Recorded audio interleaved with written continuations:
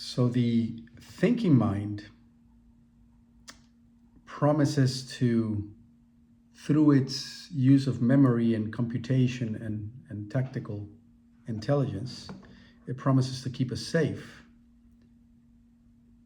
But so long as we are engaged in thinking, we are only perceiving a very narrow band of reality, and therefore we are not in touch with what's actually going on.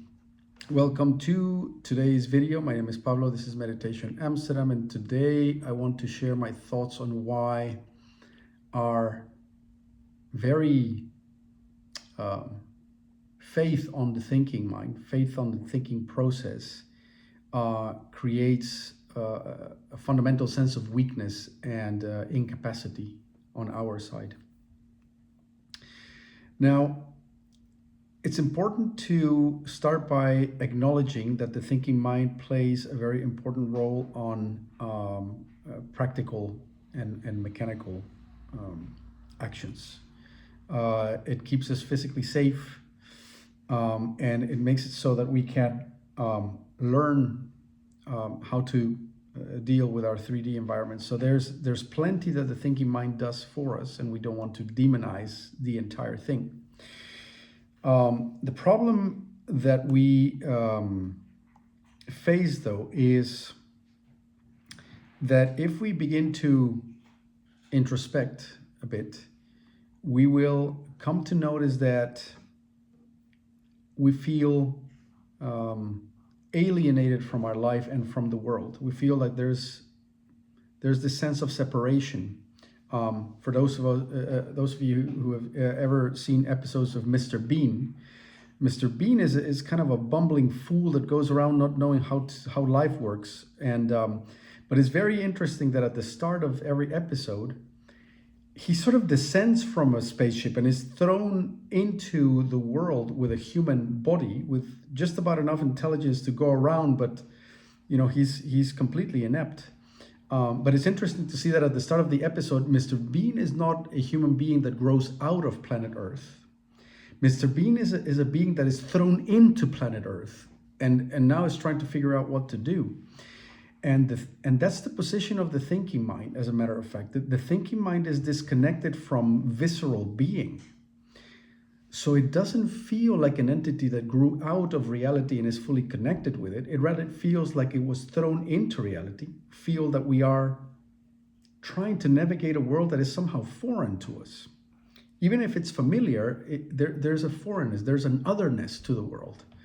So there's a sort of versus relationship there.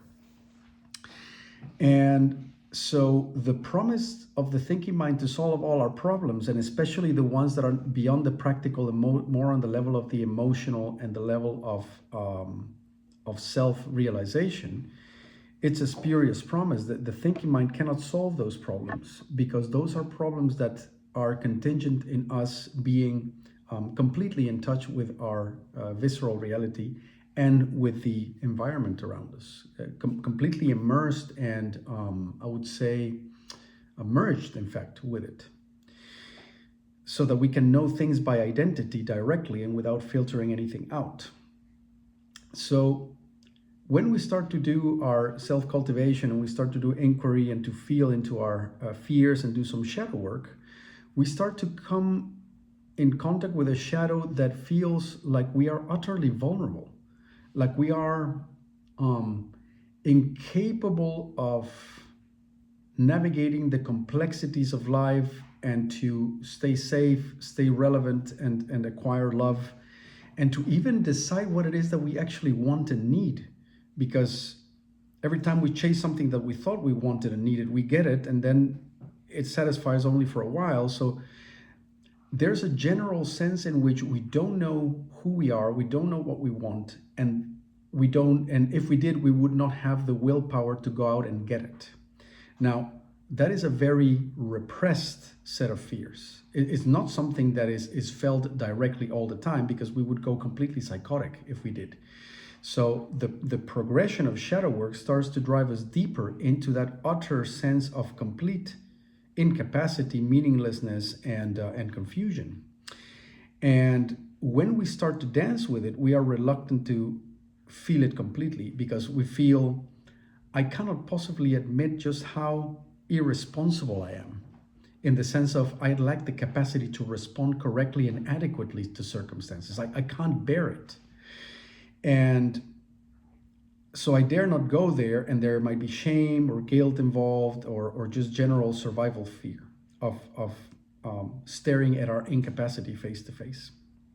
But by and by, we come to realize that our incapacity, our irresponsibility, aka again, not irresponsible in the sort of more moralistic sense or the practical sense, but our lack of a fundamental capacity to respond adequately at all times, is literally linked to our obsession with thought, because thought creates a veil, and therefore we cannot tap into our guttural senses and our external senses in full. How can we respond adequately to a situation if we cannot perceive it fully and correctly? And there's the pickle. It's the more we come in touch with that fear of lack of capacity to respond, and therefore lack of self-trust, lack of self-worth, etc., lack of happiness or joy, lack of peace, we start to notice that our willingness to feel into that lack gives us more direct access to our viscera and to the external senses.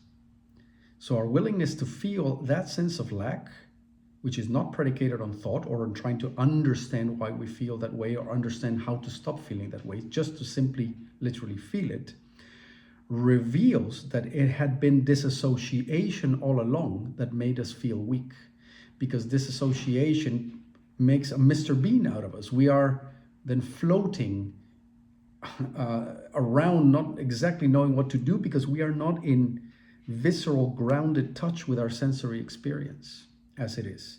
So we can't respond correctly because we don't know what we're responding to, right? So it starts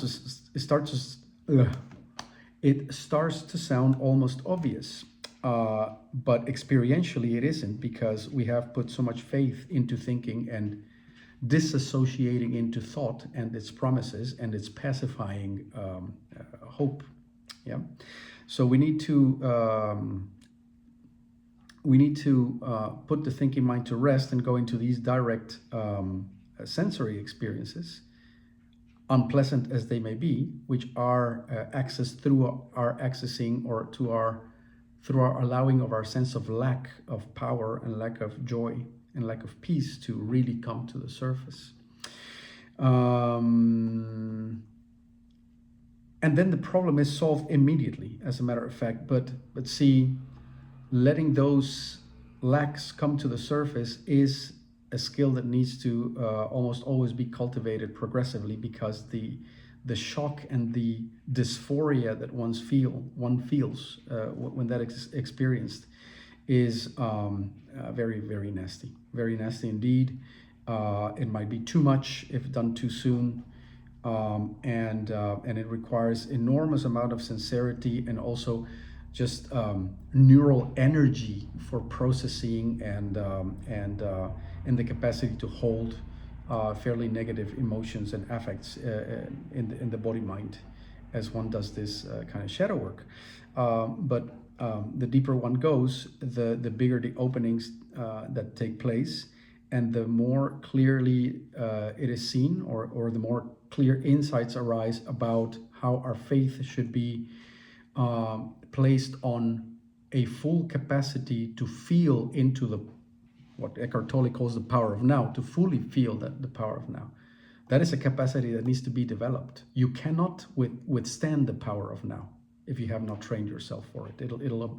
It obliterates you in a sense. So we start to put our faith into our growing capacity to tolerate the now, as opposed to the capacity to think about things in the futile belief that will somehow sort it out, even though it never really does, year after year, time after time. But the promise is rather alluring, and it's quite there, that if you only think hard enough about things, that you would somehow surmount them. In reality, what we need to do is train our capacity to feel directly everything that needs to be felt at all times. And that capacity comes hand in hand with the capacity to then know what is the situation on the ground, both viscerally in our own body, excuse me, but also in our environment.